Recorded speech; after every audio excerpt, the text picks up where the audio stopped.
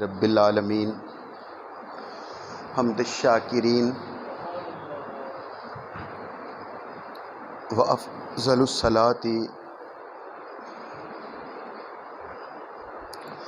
و اکمل السلام علی سید المرسلین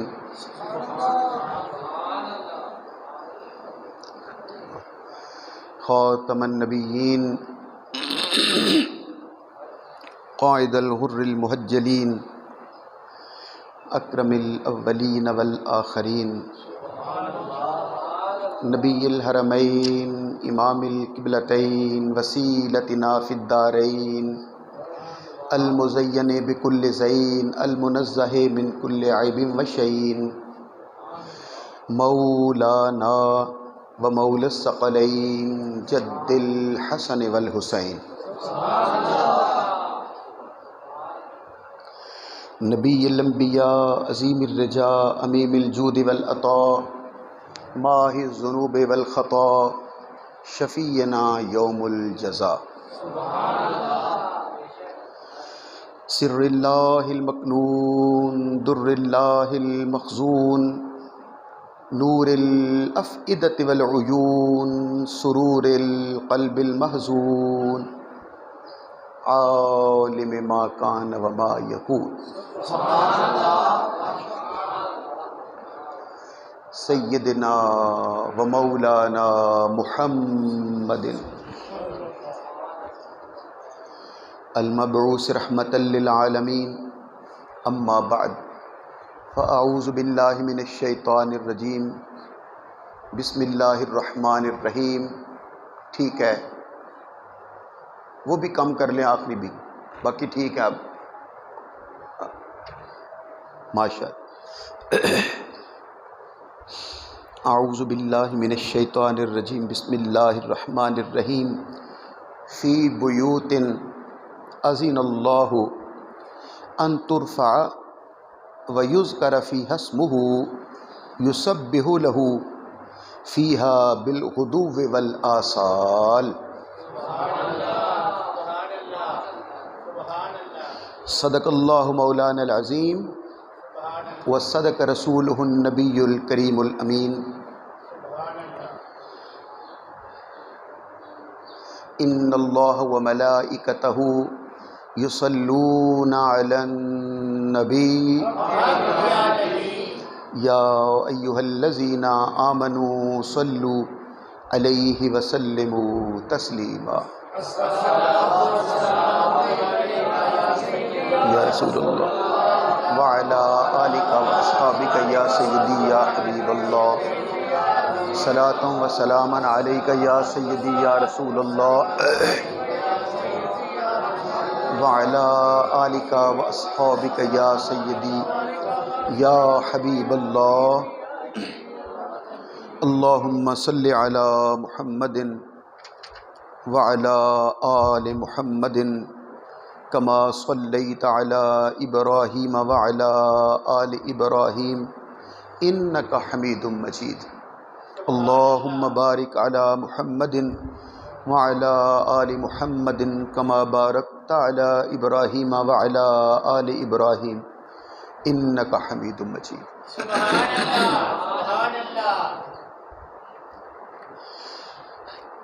نہایت واجب الاحترام معزز اور محترم حاضرین اور سامعین اکرام، ٹھیک ہے آواز؟ ٹھیک ہے، اچھا، جزاک اللہ۔ یہ سورہ نور ہے اور اس کی آیت نمبر 36 مجھے تلاوت کرنے کا اور آپ حضرات کو سماعت فرمانے کا شرف حاصل ہوا۔ اس آیت کریمہ پر ہم آخر میں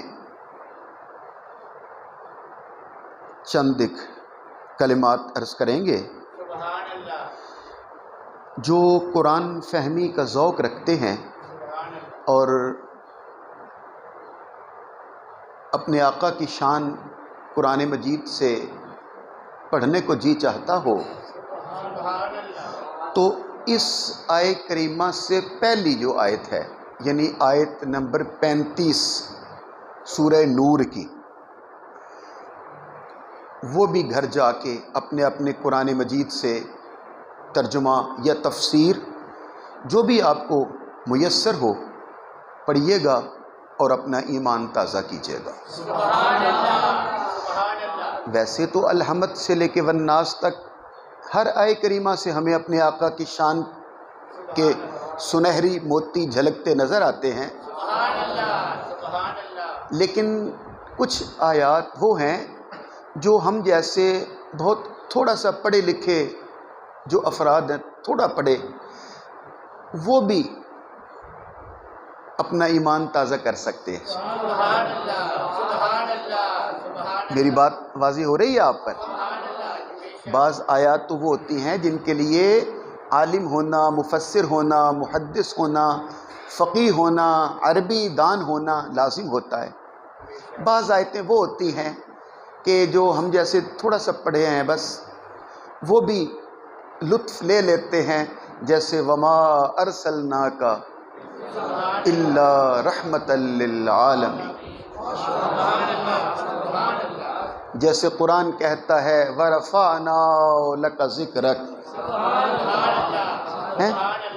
یہ آیتیں ہیں نا یہ ساری، تو کچھ آسان، تو اس سے جو پہلی آیت کریمہ ہے آیت نمبر 35، وہ آپ گھر جا کے پڑھیے گا تو انشاءاللہ العزیز ایمان نور علی نور ہو جائے گا، سبحان اللہ، سبحان اللہ۔ کیونکہ وہ آیت میں بھی اللہ نے بھی کہا ہے نور علی نور۔ سبحان اللہ، سبحان ٹھیک، اللہ۔ تو یہ جو آیت کریمہ ہے اس پر میں آپ کی خدمت میں آخر میں کچھ چند کلمات عرض کروں گا۔ دراصل ابھی صبح 10:30 بجے دل بہت زیادہ میرا پریشان ہو گیا ہے، ابھی تک میں اپنے ذہن کو مطمئن کر رہا ہوں اپنی بات چیت آپ تک پہنچانے کے لیے۔ ہمارے محلے دار یہاں ہم سے بہت محبت کرنے والے، بہت پیار کرنے والے ساتھی ہیں، طارق صاحب نمکو والے، تو صبح ان کی اہلیہ یعنی رات ان کی اہلیہ کا انتقال ہو گیا، صبح جنازہ تھا، چھوٹے چھوٹے 3 بچے تھے اس کے، ایک بیٹا، 2 بیٹے، جی 2 بیٹیاں 1 بیٹا۔ یہ پہلے اس کے بچے نہیں تھے، پھر یہاں اللہ تعالیٰ نے ان کو رستہ دکھا دیا، تو خیر کیونکہ اللہ نے اس در سے کرنی تھی، کرتا تو اللہ ہی ہے، بے شک، سبحان اللہ۔ تو اللہ نے اس کو بیٹیاں بھی دیں، بیٹا بھی عطا فرمایا۔ یہ جو اے سی لگے ہوئے ہیں یہ وہی سارے لگواتے ہیں، وہی بل دیتا ہے، اللہ تعالیٰ ان کو مزید برکت عطا کرے۔ تو اس کی اہلیہ بیچاری پھر اللہ کی رحمت تھی اس پہ فوت ہو گئی۔ میرا دل بہت زیادہ دکھی ہے، تو میں کوشش کروں گا پھر بھی آپ حضرات کو جو پروفیسر صاحب نجم الغفور صاحب تو نہیں آج آ سکے، ان کا سوال تھا جو گزشتہ خطبہ جمعہ سے چل رہا تھا، میں کوشش کرتا ہوں ان تینوں عنوانات کو تھوڑا تھوڑا میں آپ کی خدمت میں ہدیہ کر سکوں، جو بات چل رہی تھی مختصر وقت میں صحیح۔ پہلا جو گزشتہ جمعے کو یہ مسئلہ چل رہا تھا کہ آخر حضرت خواجہ عبد المطلب حضور کے دادا جان کے زمانے میں جب دشمن ابرہ بادشاہ یمن سے لشکر لے کر آیا، حملہ آور ہوا، تو اللہ سبحانہ و تعالیٰ نے اپنے گھر کو بچانے کے لیے ابابیل کا لشکر بھیج دیا، لیکن بعد میں 63 ہجری میں اور پھر اس کے بعد 80 کے قریب حجاج بن یوسف نے اور یزید نے دونوں نے خانہ کعبہ پر لشکر کشی کی۔ یزید نے بھی نمیر، حرس بن نمیر اور منجنیق کے ساتھ مسلح کر کے سپہ سالار تھا وہ بھیجا، اور نہ صرف یہ کہ خانہ کعبہ پر، مکہ پاک پر حملہ کیا، معاذ اللہ خاکم بدہن اس نے مدینہ شریف پر بھی حملہ کیا، استغفر اللہ، رسول اللہ کی مسجد میں، مسجد نبوی شریف میں بھی 3 دن تک نہ اذان ہوئی نہ جماعت ہوئی، اور اس بدبخت کی فوج مسجد نبوی شریف کے صحن میں اس نے گھوڑے باندھے، یہاں تک کہ آپ جناب کے ممبر شریف کے پاس بھی گھوڑے بندھے ہوئے تھے، اور اس نے اعلان کر دیا یزید کی طرف سے کہ 3 دن کے لیے شہر مدینہ تم پر حلال ہے، جو جی چاہے کرو۔ استغفر اللہ۔ اور پھر جو جو بدبختیاں کی اس کی فوج نے وہ ایک الگ داستان ہے۔ اسی طرح پھر اس نے خانہ کعبہ شریف پر حملہ کیا۔ اس وقت عبداللہ بن زبیر وہاں پر کی خلافت تھی، وہاں پر عبداللہ بن زبیر نے بھی مکہ میں اپنی خلافت قائم کی ہوئی تھی۔ تو میں نے اس کے کچھ گفتگو پہلے بھی عرض کی تھی، بقیہ گفتگو تھوڑے سے وقت میں میں آج آپ کی خدمت میں عرض کرتا ہوں کہ کیا وجہ ہے۔ حضرت عبد المطلب کے زمانے میں تو ابابیل آ گئی اور کعبے کو بچا لیا۔ یزید کے دور میں کیا ہوا؟ ابابیل کیوں نہ آئی، کعبہ تو وہی ہے۔ حجاج بن یوسف نے حملہ کیا، خانہ کعبہ کو نقصان پہنچایا، غلاف جلا دیا، دیواریں گرا دی۔ کعبہ تو وہی ہے، اللہ بھی وہی ہے، اب ابابیلیں کہاں گئی؟ تو اس پر ایک جواب تو میں نے عرض کر دیا تھا۔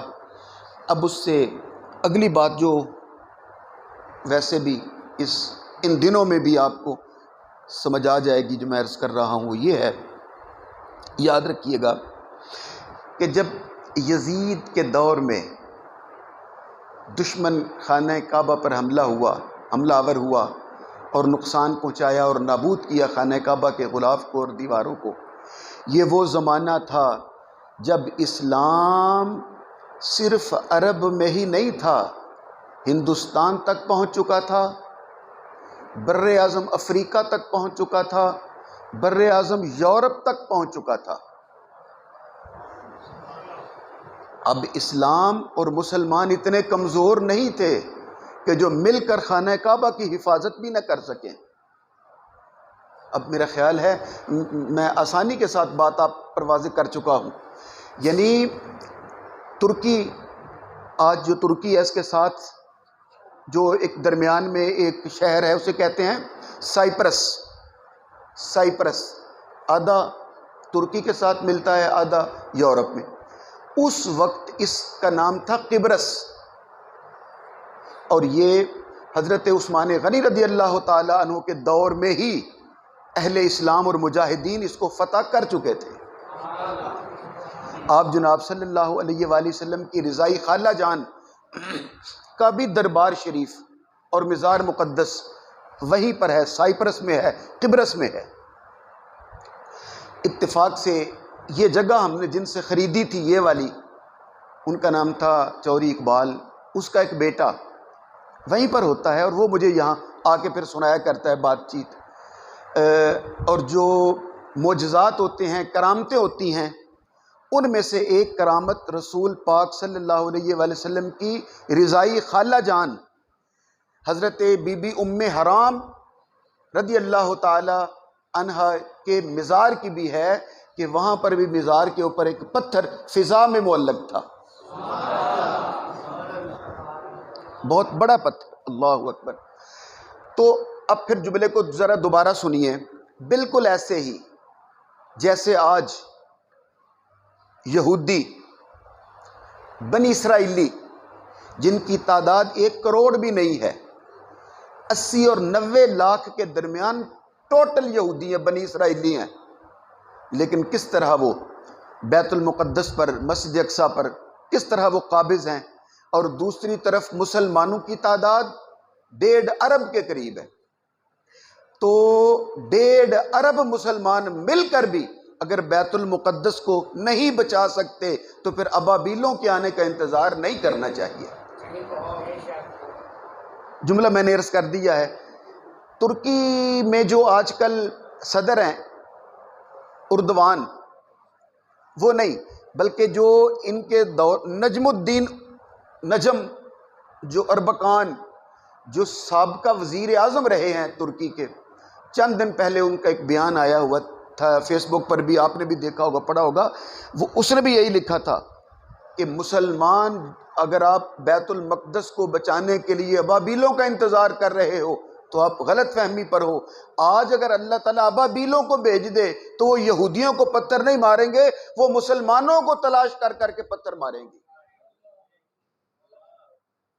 اب بات کو سمجھنے کی کوشش کیجئے، جب حضرت عبد المطلب کا زمانہ تھا علیہ السلام، تب حضرت عبد المطلب تھے یا ان کے صاحبزادے تھے، تو انہوں نے خانہ کعبہ کو اللہ کے حوالے کر دیا۔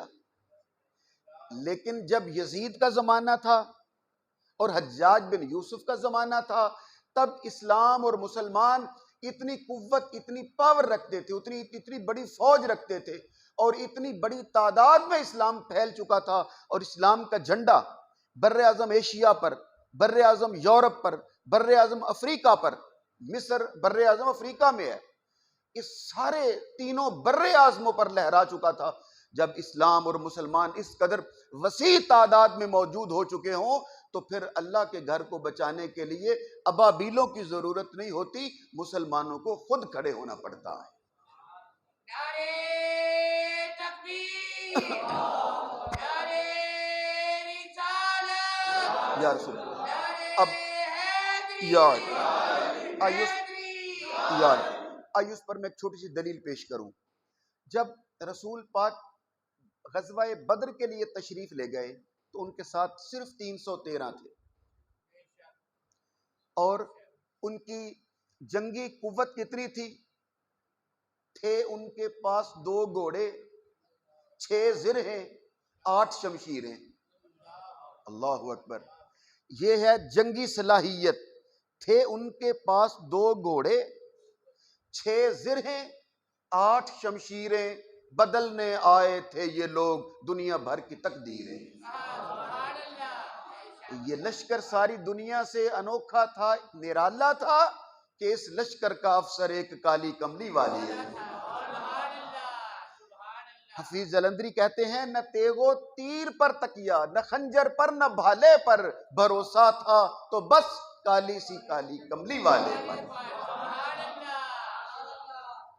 ان کے پاس کل، اللہ اکبر، پھر جملہ سنیے، کل اس وقت تک میرے آقا صلی اللہ علیہ وآلہ وسلم کی 13 سال کی محنت مکے کی اور 1 سال کی مدینے کی، 14 سال کی کل محنت میرے آقا کی، 313، ان میں بھی 2 بچے 8-10 سال کے بھی ہیں۔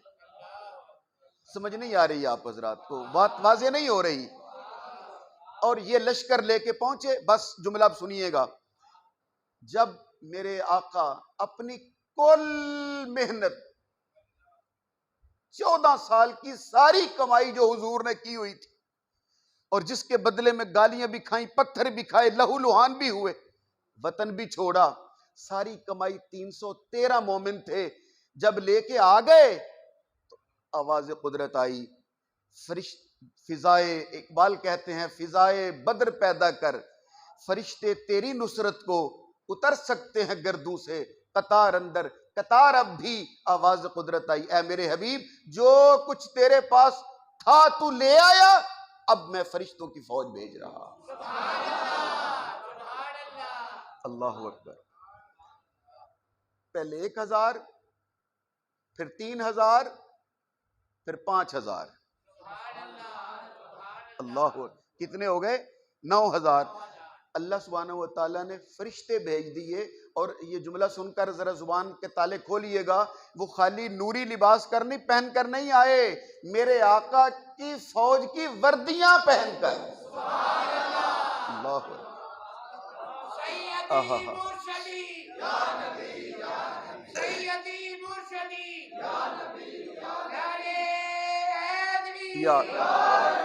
حیدری، صاحب مزار میرے ابا جی قبلہ رحمۃ اللہ علیہ، آپ اپنے اچھا اولاد کے لیے تو سارے ہی دانشور ہوتے ہیں، میرے ابا جی قبلہ دانشور آدمی تھے، وہ ایک جملہ مجھے کہا کرتے تھے، میں نے وہ لکھ کر اپنے کمرے میں لگایا ہوا ہے۔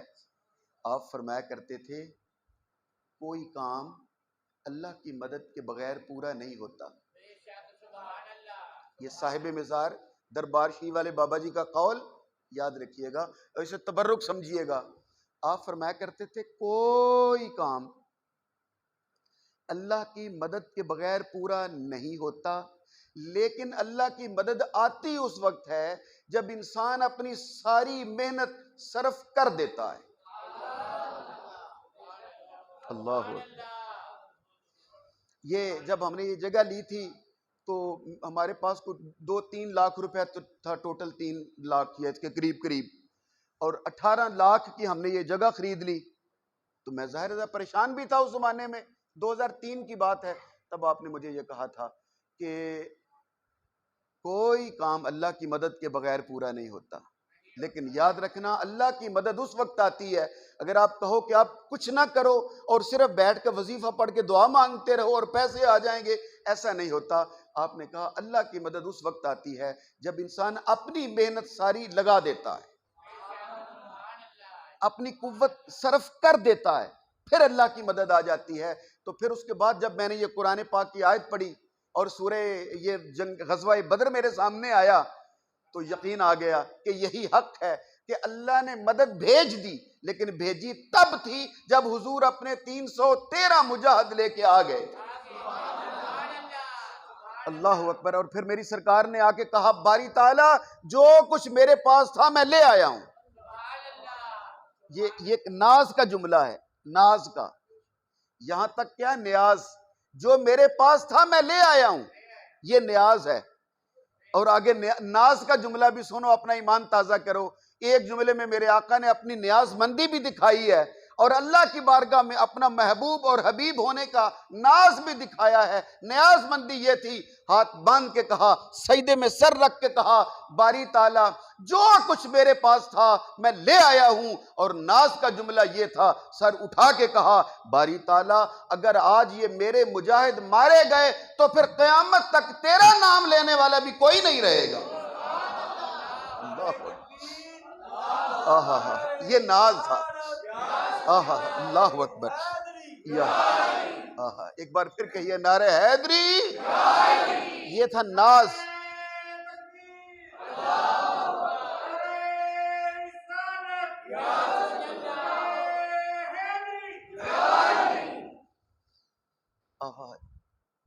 یہ تھا ناز۔ اور پھر فرشتوں کا آنا تو قرآن مجید میں آپ سنتے ہی رہتے ہو، 2 جگہوں پہ ہے، سورہ انفال میں بھی ہے، آل عمران میں بھی ہے، سورہ مائدہ میں بھی ہے اور انفال میں بھی ہے۔ لیکن وہ فرشتوں کا جانا بھی بڑے لطف کی بات ہے، وہ پھر کبھی سناؤں گا۔ یہاں پر بات مکمل ہو جائے، جیسے آج بیت المقدس ہے، اس کے لیے بھی ابابیلوں نے نہیں آنا ہے۔ اللہ سبحانہ و تعالیٰ نے اسلام اور اہل اسلام کو اتنی عزت اور عظمت اور وقار اور ایٹمی طاقتیں عطا فرمائی ہوئی ہیں، وہ اسی لیے ہیں۔ ایٹم بم چلانا مقصد نہیں ہوتا، کم از کم مل کر اکٹھے ہو کر بات تو کی جا سکتی ہے۔ اور اگر 80 لاکھ ایک طرف اور 1.5 ارب مسلمان ایک طرف کلمہ پڑھنے والے، اور قرآن پاک کا فیصلہ ہے وَأَنْتُمُ الْأَعْلَوْنَ إِن كُنْتُم مُؤْمِنِينَ، پریشان ہونے کی ضرورت نہیں ہے، انتم العالون، فتح تمہیں ہی ملے گی ان کنتم مومنین، مگر شرط یہ ہے کہ مومن ہو، تمہارا ایمان ہو، ایمان کامل ہو، تو پھر فکر کی ضرورت نہیں ہے۔ لیکن اب اچھا آگے چلیے گا، بات لمبی ہو رہی ہے۔ اور تیسرا جملہ، حضرت خواجہ عبد المطلب کے زمانے میں ابابیل اس لیے آئی تھی کہ حضرت عبد المطلب علیہ السلام تھے ہی بہت کمزور سے، اور وہ وہی تھے یا ان کے بیٹے تھے جو ایمان پر قائم تھے، جو دین ابراہیمی پر قائم تھے، اللہ کے حوالے کر دیا۔ جبکہ یزید کے دور میں، حجاج بن یوسف کے زمانے میں ابابیل نہیں، خود اہل اسلام کو ضرورت تھی کھڑے ہونے کی۔ اب میں تیسرا جملہ کہنے لگا ہوں، اہل علم حضرات میں دیکھ رہا ہوں بڑے محبت سے سن رہے ہیں، یہ چیز بھی یاد رکھیے گا کہ جب ابرہا لشکر لے کر آیا تھا تو وہ حضرت عبد المطلب کو ہلاک کرنے، شہید کرنے نہیں آیا تھا۔ ابرہا آیا ہی کعبے کے مقابلے میں تھا کہ میں کعبہ گرانے آیا ہوں، جبکہ یزید نے جو لشکر بھیجا تھا اور حجاج بن یوسف جو لشکر لے کر آئے تھے وہ کعبہ گرانے نہیں آئے تھے، ان کے پیش نظر کعبہ نہیں تھا، ان کے پیش نظر حضرت عبداللہ بن زبیر تھے۔ بات واضح ہوئی میں کیا عرض کر رہا ہوں؟ یعنی یزید کا لشکر اس نیت سے نہیں آیا تھا ہم جا کے خانہ کعبے کو گرا دیں گے، یہ حجاج بن یوسف اس لیے نہیں آئے تھے کہ ہم کعبہ گرا دیں گے، اگرچہ نقصان پہنچایا لیکن ان کے مطمع نظر، ان کے پیش نظر کعبے کی توہین مقصود نہیں تھی، بلکہ وہ تو حضرت عبداللہ بن زبیر رضی اللہ تعالی عنہ کو شہید کرنے کے لیے آئے تھے۔ اور جب یزید نے حملہ کیا، اس وقت چونکہ ان کا سپہ سالار بڑا مضبوط اور قوی آدمی تھا جس کا نام تھا مختار ثقفی، تب عبداللہ بن زبیر بچ گئے، لشکر واپس چلا گیا۔ لیکن جب حجاج بن یوسف کا زمانہ آیا تب مختار ثقفی شہید ہو چکا تھا اور عبداللہ بن زبیر بہت کمزور ہو چکے تھے۔ نتیجہ یہ نکلا کہ حجاج بن یوسف نے حضرت عبداللہ بن زبیر کو شہید کر دیا اور خانہ کعبہ کو بھی نقصان پہنچا۔ لیکن بنیادی فرق یہ تھا کہ ابرہہ آیا ہی کعبے کی توہین کرنے کے لیے تھا، جبکہ یہ دونوں لشکر جو تھے انہوں نے خانہ کعبہ کو نقصان تو پہنچایا مگر وہ آئے کعبہ گرانے نہیں تھے، اصل میں ان کی مخالفت کعبے سے نہیں تھی، عبداللہ بن زبیر سے تھی۔ تو جب عبداللہ بن زبیر سے مخالفت ہو پھر اللہ تعالیٰ اور طرح سے انتظام کرتے ہیں، اور اگر کوئی کعبے کی توہین کرنے کے لیے آتا ہے پھر اللہ تعالیٰ اور طرح سے انتظام کرتے ہیں۔ اب میرا خیال بات کچھ واضح ہو گئی ہے۔ پھر اللہ جب کوئی خانہ کعبہ کی توہین کرنے کے ارادے سے آتا ہے پھر اللہ کی طرف سے بھی حفاظت کا انتظام اور ہوتا ہے۔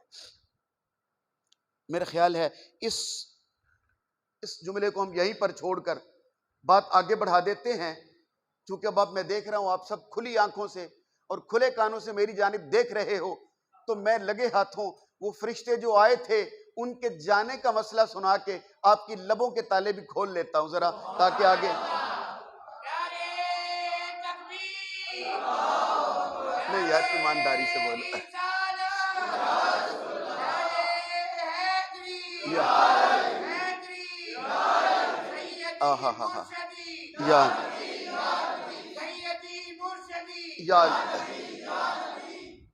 یہ دوسرا حصہ شروع ہونے لگا گفتگو کا، لیکن میرا خیال ہے میں پہلے اپنے اس حصے کو کامل کرنے کے لیے، مکمل کرنے کے لیے آپ ایک بار دوشی پڑھیے۔ یہ کرسی ٹوٹی ہوئی ہے، اس کی بجائے یہ کرسی جو بھائی کو جان کو دے کے چلو اب وہ نوید صاحب چلے گئے ہیں، یہ لے لیں، اب دوشی پڑھ لیجئے ایک بار ذرا۔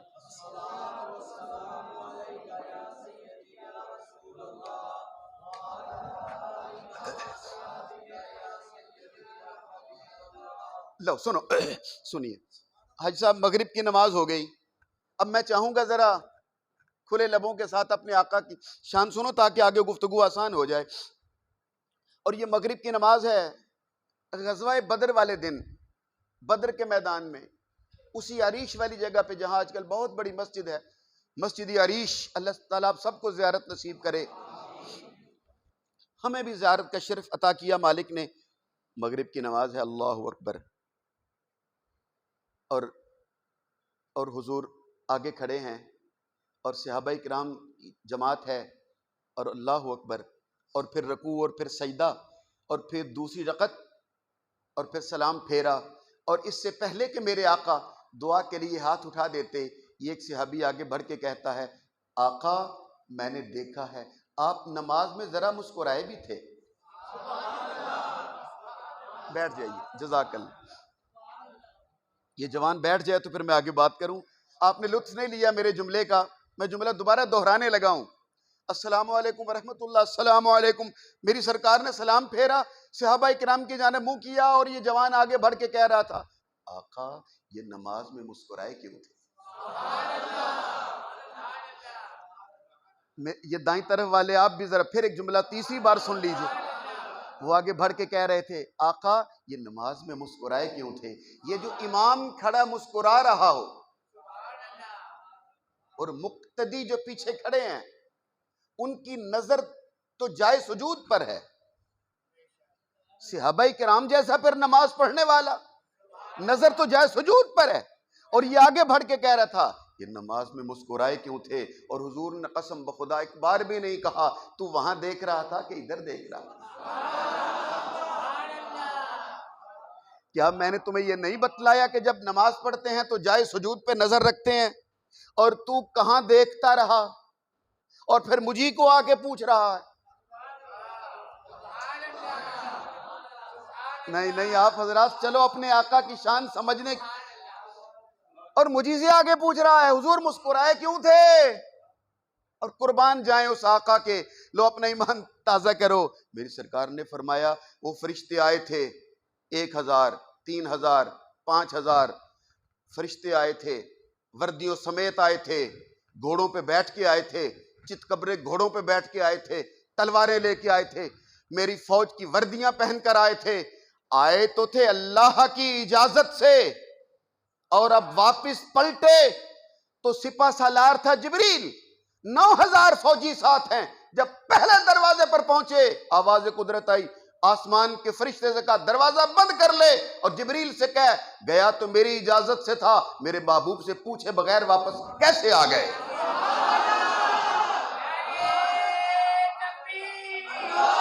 آئے ہائے آہا یا رسول اللہ حیدری یا علی یا اللہ آپ سب کے لب کھول دے اپنے آقا کے لیے۔ میرے لیے تو سبحان اللہ نہیں تھی، کہا دروازہ کر دو بند، اور جبریل سے کہو ہم نے بھیجا تھا، جب آئے تھے میرے محبوب سے اجازت کیوں نہیں لی؟ وہ غزوہ مکمل کر کے نماز پڑھنے لگ گئے، آپ اپنی فوج لے کے واپس چل پڑے ہو۔ جاؤ اور میرے محبوب سے پوچھ کے آؤ کہ اجازت ہے واپسی کی۔ میری سرکار کہتے ہیں جبریل آیا، اس نے وہاں کھڑے ہو کے اجازت مانگی، میں نے اجازت دی، وہ فوج لے کے واپس پلٹ گیا۔ تم نے میرا مسکرانا دیکھا ہے، اصل میں جبریل کھڑا ہو کے مسکرا کے واپسی کی اجازت لے رہا تھا، میں مسکرا کے واپسی کی اجازت دے رہا تھا۔ یہ ہے شان میرے آقا، یہ ہے شان اس آقا صلی اللہ تعالیٰ علیہ وآلہ وسلم، قرۃ عینی بک یا رسول اللہ صلی اللہ تعالیٰ علیہ وآلہ وسلم کی، اور میری آقا۔ اب ہم دوسرا عنوان شروع کرتے ہیں جو میں نے عرض کیا تھا کہ زیارت قبور پر بھی بات، پہلے ہم زیارت قبور پر بات کرتے ہیں 10-12 منٹ کے لیے، اور پھر اس کے بعد ہم اس سے بہترین دن پر آئیں گے جو کل تھا، یعنی 8 شوال، یوم انہدام جنت البقیع، جس میں اس کا نام تھا عبدالعزیز، جس بدبخت نے حکم دے کر، ان کا باپ، یہ جو اب بادشاہ ہیں ان کا باپ عبدالعزیز، جس نے حکم دے کر جنت المعلیٰ کو بھی، جنت البقیع کو بھی، اور مزید جہاں جہاں پر بھی مزارات تھے بزرگان دین کے، اور خصوصاً سیدۃ النساء العالمین بی بی فاطمہ الزہرا کا گھر، ان کا آخری آرام گاہ، گنبد شریف بنا ہوا، بلڈوزر چڑھا کے مسمار کر دیا۔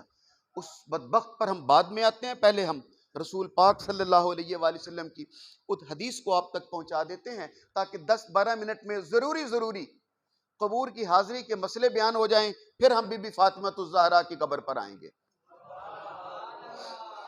میرے آقا نے کہا نہیتکم عن زیارت القبور فزوروها، یہ حدیث شریف ہے، نہیتکم عن زیارت القبور، میں نے تمہیں قبروں کی زیارت سے منع کیا تھا، فزوروها، لیکن اب اجازت دیتا ہوں۔ اللہ اکبر اللہ اکبر اللہ اکبر۔ جملہ غور سے سنیے، اور سورہ اگر اس کے ساتھ وقت زیادہ ہوتا تو یقیناً میں سورہ توبہ کی آیت بھی آپ کو پڑھ کے سناتا، آیت نمبر 84، جس میں اللہ سبحانہ و تعالیٰ نے باقاعدہ اپنے حبیب کو قرآن مجید میں حکم دیا لا تقم علی قبرہ۔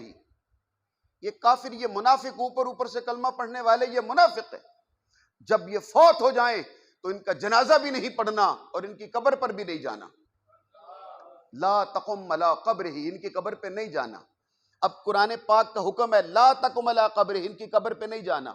اب میں نے 3 بار یہ آیت آپ کو پڑھ کے سنائی ہے، لا تقم علی قبر، ان کی قبر پہ نہیں جانا، ان کی قبر پہ نہیں جانا، ان کی قبر پہ نہیں جانا۔ اب میں آپ سے پوچھنے لگا ہوں، اگر سب کی قبروں پہ جانا منع ہوتا، نہیں آپ غور نہیں کر رہے ہو، اگر ہر قبر پر جانا منع ہوتا تو پھر اس جملے کا معنی کیا ہے کہ منافقین کی قبر پر نہیں جانا. منافقین کی قبر پر نہیں جانا یہ کہنا اس بات کی دلیل ہے کہ مومنوں کی قبروں پہ جانا ہے. اس پر پھر آتے ہیں. میری سرکار نے کہا نہایتکم عن زیارت القبور، میں نے تمہیں قبروں کی زیارت سے منع کیا تھا، قبور پر جانے سے منع کیا تھا.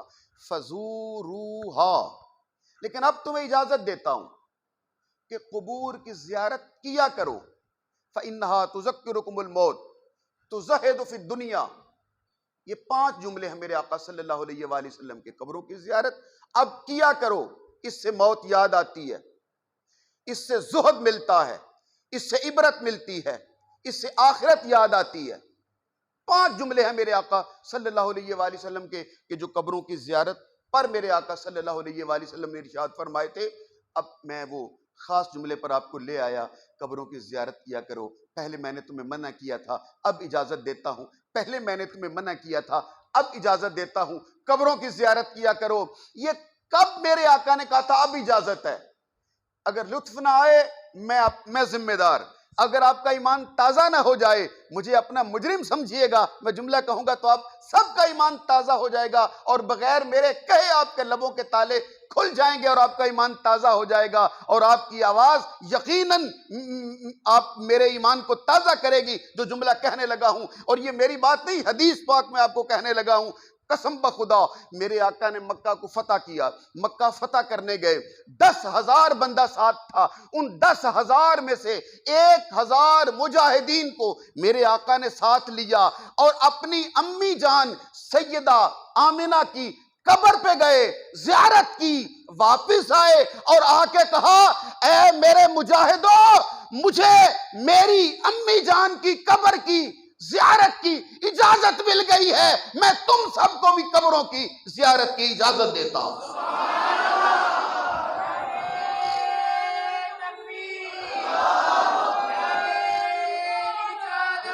یا رسول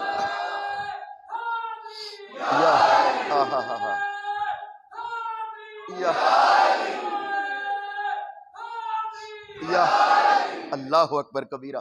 اب میں پھر ایک اور حدیث کا جملہ کیا کہ پھر اسی منزل پر آؤں گا. اس بات کو اپنے ذہن میں محفوظ رکھیے گا. ہمیں جو قبروں کی اجازت ملی ہے زیارت کی، وہ کس کی برکت سے ہے؟ لو پہلے وہ حدیث سن لو. میرے آقا نے کہا من زار قبر ابویہ او احدہما فی کل جمعۃ غفر لہ وکتب برا. اللہ اکبر. میرے آقا نے کہا من زار قبر ابویہ، میرا جو بھی امتی، میرا جو بھی غلام، من کوئی بھی ہو، کسی زمانے میں ہو، کسی مقام پر ہو، من میرا کلمہ پڑھنے والا ہر امتی، من زار قبر ابویہ، جو اپنے والدین کی قبر کی زیارت کرے، او احدہما، یا دونوں میں سے کسی ایک کی، یعنی دو، کوئی ایک فوت ہو جائے ایک زندہ ہو، دونوں کی قبر کی زیارت کرے یا دونوں میں سے کسی ایک کی قبر کی زیارت کرے، غفر لہ، میں آمینہ کا لال اعلان کرتا ہوں میرا اللہ اس بیٹے کو بخش دیتا ہے.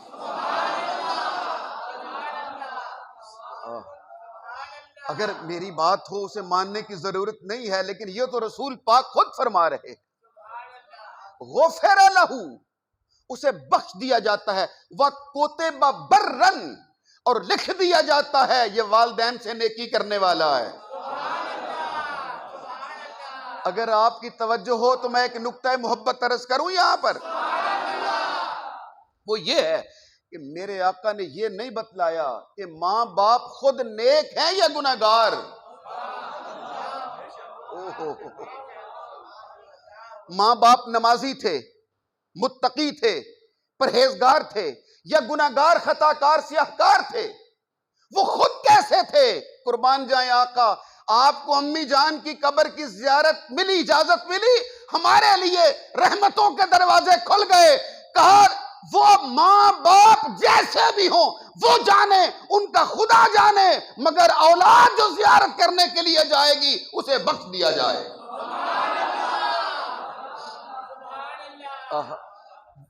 وہ جیسے بھی ہوں وہ جانے اور خدا جانے، مگر تیرے لیے پروانہ مغفرت آ جاتا ہے، وَكُتِبَ بَرًّا، اور تجھے لکھ دیا جاتا ہے یہ والدین سے نیکی کرنے والا ہے۔ اب میں پھر واپس پلٹتا ہوں، اتنی بڑی رحمت۔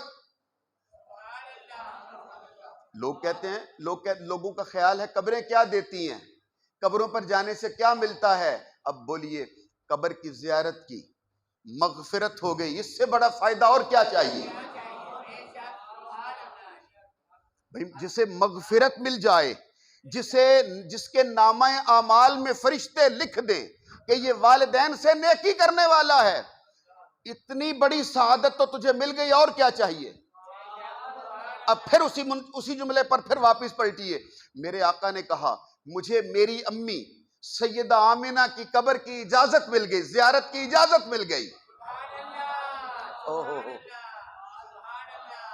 آپ نے غور نہیں کیا میری بات پہ، ادھر ادھر توجہ ادھر ادھر ہو جاتی ہے۔ پھر واپس پلٹیے، غور کیجئے جملے پر، کیا کہ ہمارے لیے ہم ماں کی قبر پہ جائیں، باپ کی قبر پہ جائیں، دونوں کی قبر پہ جائیں یا ایک کی قبر پر جائیں اور اپنے لیے مغفرت کی سند لے لیں، یہ اتنی بڑی رحمت کا دریا جو جاری ہوا، یہ جو رحمت کا سمندر ٹھاٹھے مار رہا ہے، یہ کیوں ملا؟ کس کے وسیلے سے ملا؟ کس کی برکت سے ملا؟ رسول پاک کی امی جان کی قبر کی زیارت کی اجازت کی برکت سے ملا۔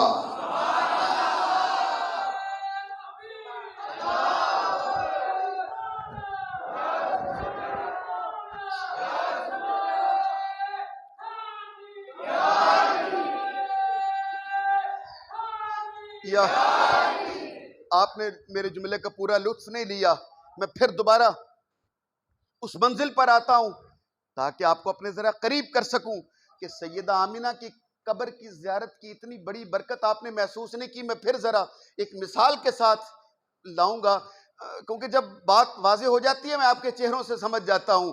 وہ یہ ہے، آپ ہر کسی کے گھر میں قرآن مجید ہوتا ہے، آپ پڑھتے ہو، اللہ تعالیٰ توفیق عطا کریں، سب کو توفیق عطا کریں، ہر پڑھتا ہے، ہماری بیٹیاں پڑھتی ہیں، بہنیں پڑھتی ہیں، مائیں بہنیں سب پڑھتی ہیں، لیکن ہم جب قرآن پاک کو لیتے ہیں اور اٹھاتے ہیں اور پکڑتے ہیں، اور قرآن پاک رکھنے کے لیے ایک رحل ہوتی ہے جس پر قرآن آتا ہے،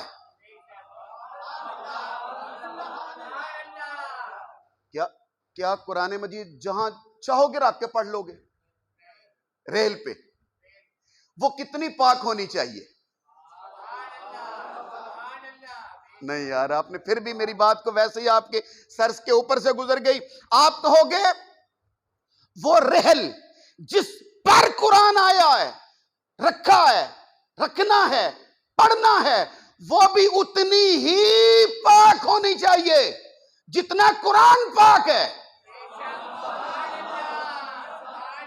اگر اس سے کم ہوگی، کم پاک ہوگی، ہم قرآن نہیں رکھیں گے، اس پر رکھیں گے، اتنی ہی پاک ہو جتنا قرآن پاک ہے۔ کیا آپ حضرات کو سمجھ نہیں آ رہی؟ سیدہ آمنہ کی گود میں قرآن نہیں، صاحب قرآن اترا ہے، گود کتنی پاک ہونی چاہیے تھی۔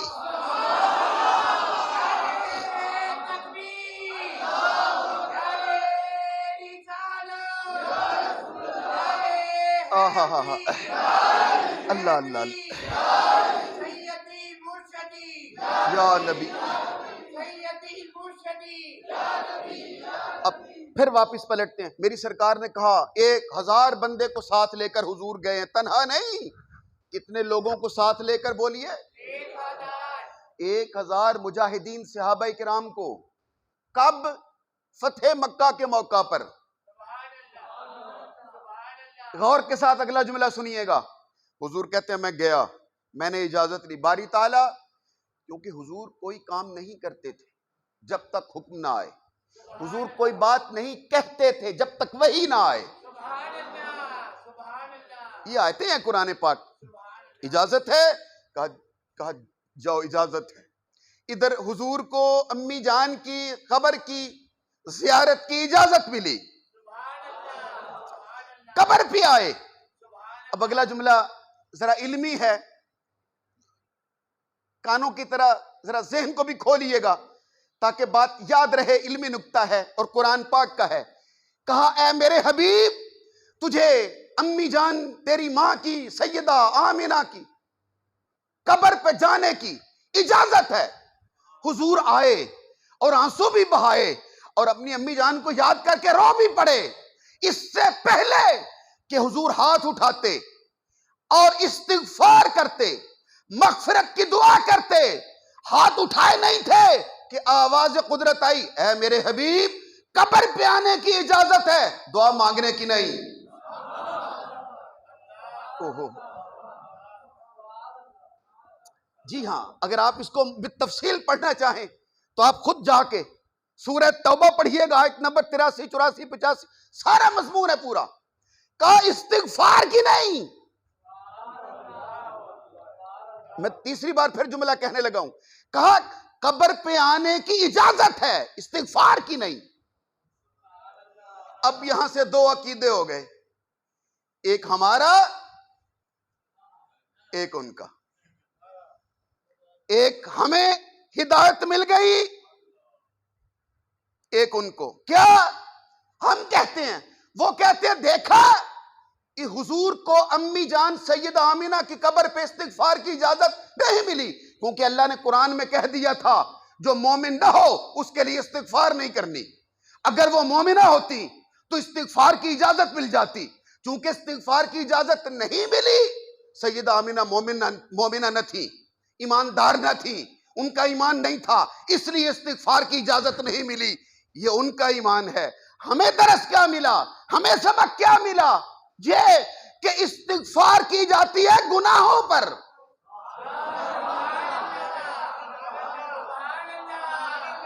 مغفرت مانگی جاتی ہے گناہوں پر۔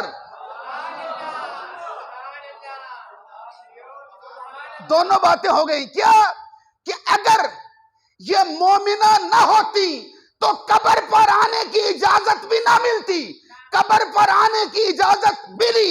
یہ اس بات کی دلیل ہے کہ سیدہ آمنہ مومنہ تھی اور دعا کی اجازت نہ ملی تاکہ قیامت تک کوئی حضور کی امی جان کو گناہگار نہ کہہ سکے۔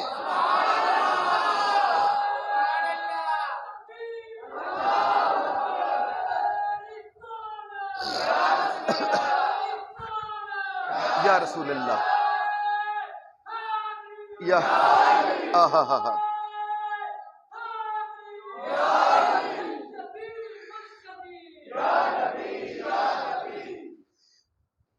اللہ اکبر کبیرہ۔ ہاں، اب بات واضح ہو گئی۔ ان کی قبر پہ جانے کی اجازت دینا اس بات کی دلیل ہے کہ وہ مومنہ ہیں، اور دعائے مغفرت نہ کی، ورنہ کل کوئی بھی کہہ سکتا تھا خطا کار تھی، اس لیے کہا دعا نہیں مانگنی تاکہ پتہ چل جائے نبیوں کی مائیں گناہگار نہیں ہوا کرتی ہیں۔ اب وقت نہیں ہے یہ، ورنہ میں یہاں پر آپ کو حضرت بی بی مریم کا ایک وہ آیت بھی سناتا، چونکہ آگے بات ابھی چل رہی ہے اور وقت مختصر ہے، اس لیے ہم نے آگے بھی بات کرنی ہے۔ اب حضرت تمام قبروں پر جن کے ماں باپ زندہ ہو، ان کے لیے تو اس سے بڑی سعادت ہی اور کوئی نہیں ہو سکتی کہ وہ ان کے اگر ماں باپ زندہ ہیں تو وہ چاہیں تو ایک مسکراہٹ پر اپنے والدین کے چہرے کی طرف، ماں ہو یا باپ، دونوں کے چہرے کی طرف ایک بار دیکھ کر ایک مسکراہٹ پر اللہ کی بارگاہ سے ایک قبول حج کا ثواب لے سکتے ہیں۔ اور جن کے والدین دنیا سے چلے گئے ہوں، انہیں چاہیے کہ ہر جمعے کو ان کی قبروں پہ حاضری دیں، اسی میں ان کی بہتری ہے، اور رسول پاک کی حدیث بھی پوری ہو جائے گی۔ اب میں آپ حضرات کو سیدہ فاطمہ الزہرا جو رسول اللہ کی صاحبزادی ہیں، اور یہ جو قبروں پر حاضری کا سلسلہ ہے، یہ صرف اسی صدی کی بات نہیں ہے، یہ 1400 سال سے سلسلہ چلا آ رہا تھا۔ یہ تو ابھی ان لوگوں نے آ کے بدبختی کی اور جنت البقیع اور جنت المعلا کو شہید کر دیا بے ادبوں نے۔ پہلے حدیث سن لیجئے پھر میں بتلا دیتا۔ میری سرکار دیکھ رہے تھے ایک بندہ جوتا پہنے وہ قبروں پر سے ہوتا ہوا گزر رہا تھا. میرے آقا نے اسے بلایا اور فرمایا خبردار، تو جوتا پہن کے قبروں سے اوپر سے گزر رہا ہے، تیرے جوتے سے میت کو تکلیف ہوتی ہے. ایک اور حدیث شریف ہے، ایک میت کو دفن کرنے کے لیے آئے تو ایک نوجوان لڑکا ایک قبر کے ساتھ ٹیک لگا کے ایسے بیٹھا تھا. اس سے پہلی بات تو یہ واضح ہو گئی کہ آپ جناب کے زمانے میں قبریں ایسی ہوتی تھیں کہ جن سے ایسے ٹیک بھی لگائی جا سکتی تھی. ٹیک لگائی، میرے آقا نے آگے بڑھ کر اسے کہا کہ قبر کے ساتھ ٹیک مت لگا، کہ تیرے ٹیک لگانے سے صاحب قبر کو اذیت ہو رہی ہے. اللہ اکبر. اب میں آپ سے پوچھتا ہوں کہ اگر جوتا پہننے قبرستان سے گزرے، قبر کے اوپر پاؤں رکھے تو میت کو اذیت ہوتی ہے، ٹیک لگانے سے میت کو اذیت ہوتی ہے، صاحب قبر کو تکلیف ہوتی ہے، تو کیا آپ اندازہ کر سکتے ہو کہ جب سیدہ فاطمہ الزہرا کی قبر کے اوپر انہوں نے بلڈوزر چڑھا دیے ہوں گے، جب کرینوں کے ساتھ، جب ہتھوڑوں کے ساتھ اور کرینوں کے ساتھ انہوں نے جنت البقیع کو مسمار کیا ہوگا اور عظیم الشان گنبد دربار بنا ہوا گرایا ہوگا، تب رسول پاک کے دل پہ کیا گزری ہوگی. لیکن اب میں یہ کتاب اپنے پاس رکھ کے اس لیے بیٹھا ہوں اور یہی آیہ کریمہ میں نے پڑھی تھی، ساتھ اس لیے لایا ہوں. اس سے پہلے یہ میں نے عربی کی یہاں لا کے رکھی تھی، منگوا کے، صاحبزادہ رفیق صاحب کے دارالعلوم میں تھی، وہ منگوا کے رکھی میں نے آپ یہ دکھانے کے لیے. ایک مسئلہ میں نے کیا تو جن کو دکھانا تھا وہ اللہ کیا وہ ویسے ہی چھوڑ گئے ہمیں. جن کو دکھانے کے لیے میں نے وہ کتاب منگوائی کہ میں انہیں کہوں گا کہ یہ میرا مسئلہ نہیں ہے، یہ شیعوں کی بات نہیں ہے، یہ حضور پاک کی حدیث ہے، وہ ویسے ہی چلے گئے ہیں. اب میں آپ حضرات کو یہ دکھا رہا ہوں، تفسیر در منصور، یہ اردو ہے، امام جلال الدین سیوطی. اور امام جلال الدین سیوطی کو جانتے ہو نا، یہ وہ ہے جنہیں جاگتے ہوئے دن کی روشنی میں سر کی آنکھوں سے 72 مرتبہ رسول پاک کی زیارت ہوئی ہے. اور فرماتے ہیں جب کسی حدیث میں شک پڑتا تھا تو پوچھ لیا کرتے تھے آقا یہ آپ کی ہے. اللہ اکبر. یہ تفسیر در منصور، اس میں حدیث پاک نقل. تفسیر دو طرح کی ہوتی ہے، ایک ہوتی ہے تفسیر قرآن بالقرآن، کہ ایک آیت ہو اس کی تفسیر خود قرآن کرے، سب سے اعلیٰ تفسیر کیا قرآن بالقرآن. اور ایک ہوتی ہے تفسیر القرآن بالحدیث، کہ ایک آیت کی تفسیر خود رسول پاک کرے، اسے کہتے ہیں مأثور.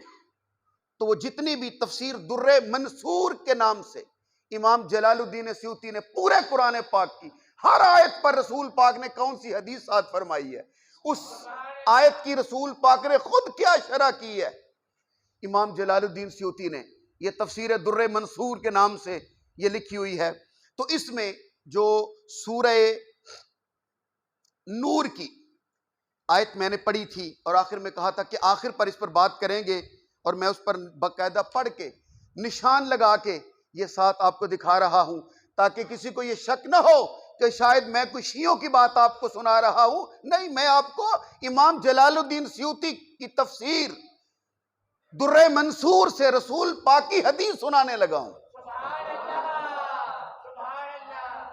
کہ آپ یہ سمجھو کہ شاید میں نے کہیں سے کسی شیعہ سن کر بات آپ کو سنا دی. نہیں، سنیے اور اپنا ایمان تازہ کیجئے تاکہ آپ کو بتلاؤں کہ بی بی فاطمہ الزہرا کی قبر شریف کی شان کیا تھی اور جن لوگوں نے گرائی ہے ان بدبختوں کی حیثیت کیا ہے. سنو قرآن پاک کا حکم سنو، آیت نمبر 36 ہے سورہ نور. بسم اللہ الرحمن